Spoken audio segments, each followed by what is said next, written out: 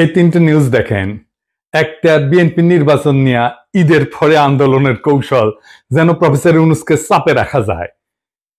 ইন্ডিয়ার বক্তব্যে বাংলাদেশে অন্তর্ভুক্তিমূলক নির্বাচনের মধ্যে দিয়া সব বিষয়ের নিষ্পত্তি চায় ভারত, যেন বাংলাদেশ ভারতের একটা প্রদেশ।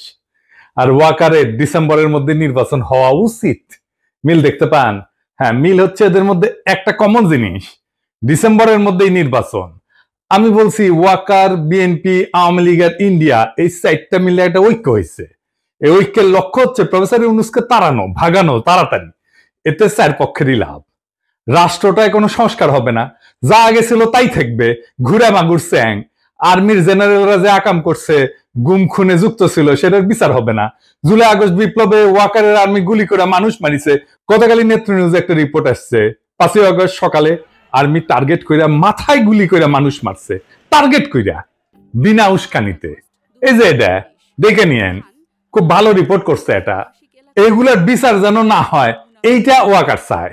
যারা গুম খুনে যুক্ত ছিল তাদের যেন বিচার না হয়, বিডিআর হত্যাকাণ্ডের যেন বিচার না হয়। শুনেন তার মুখেই। এই বর্বরতা কোনো সেনা সদস্য করেনি, সম্পূর্ণটাই তদানীন্তন বিজিবি সদস্য দ্বারা সংঘটিত। Full stop. এখানে কোনো ইফ এবং বাট নাই। এই ওয়াকারের নেতৃত্বেই প্রাণঘাতী অস্ত্র দিয়া বিক্ষোভকারীদের গুলি করে মারা হয়েছে। আয়নাঘর ভিজিট করতে বাধা দিছে প্রফেসর ইউনূসকে। নিজে গেছে ভিজিট করতে, ওই গেছে ভিজিট করতে। ওর আর্মি অফিসাররা তো এই কাজ করেছে, ওই গেছে, যায় নাই। হাসনাতকে ডাইকা হুমকি দিছে, পরিশুদ্ধ আওয়ামী লীগ আনবে। ইন্ডিয়া সিক্কুর দিছে ইনক্লুসিভ নির্বাচন করে।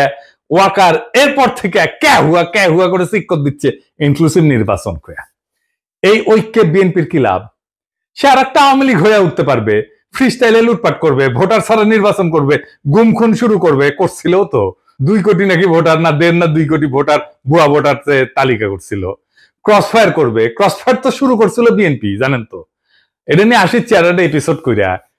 আওয়ামী লীগের লাভ, তার বিচার হবে না। এত জুলুম চালানোর পরে যে দলটা নিশ্চিহ্ন হয়ে যাওয়ার কথা ছিল, সে আবার ফিরে আসবে রাজনীতিতে।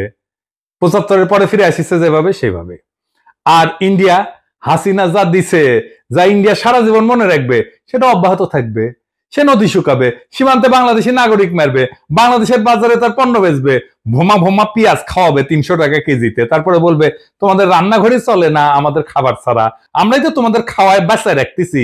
রোগী ধরে নিয়ে যাবে ইন্ডিয়ায়। তারপরে বলবে আমাদের এখানে না আসলে তোমাদের গতি কি? চিকিৎসাই তো হবি না তো ঘরে।